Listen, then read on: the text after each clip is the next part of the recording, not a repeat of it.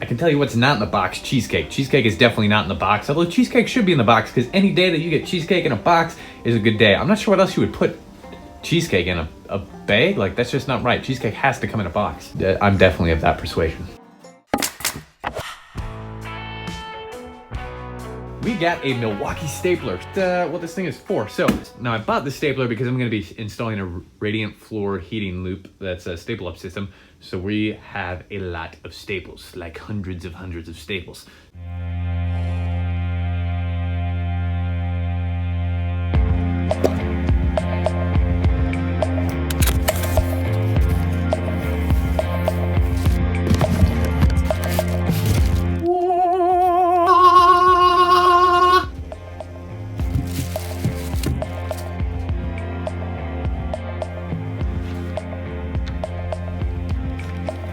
This is part of Milwaukee's M12 battery platform. It'll sling T50 Staples, which is a 3/8 inch crown, anywhere from 1/4 inch to 9/16 inch in length.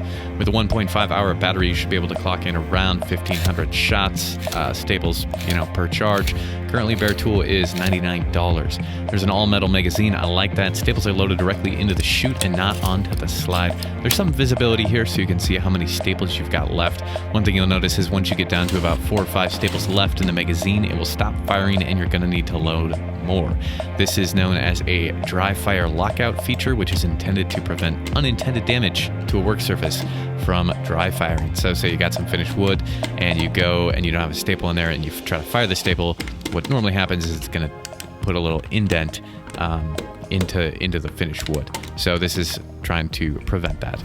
So there's a battery indicator here. When you depress the trigger a little bit, there is no selector switch between single fire and bump fire modes.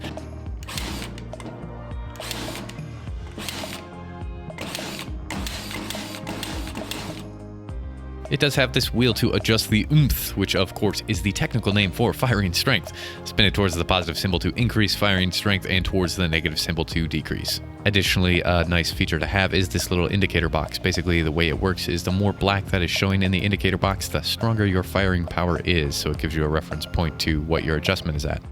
It is pretty light, weighing in at 3 pounds, 9.1 ounces with battery, although compare that to the all-metal hammer tacker coming in at 2 pounds, 7 ounces. There is a spot on the other side to attach the belt clip so you can switch sides. I'm sure our left-handed friends are going to appreciate that. And there are these little black rubber grips on it, so when you set it down, it grips on the surface.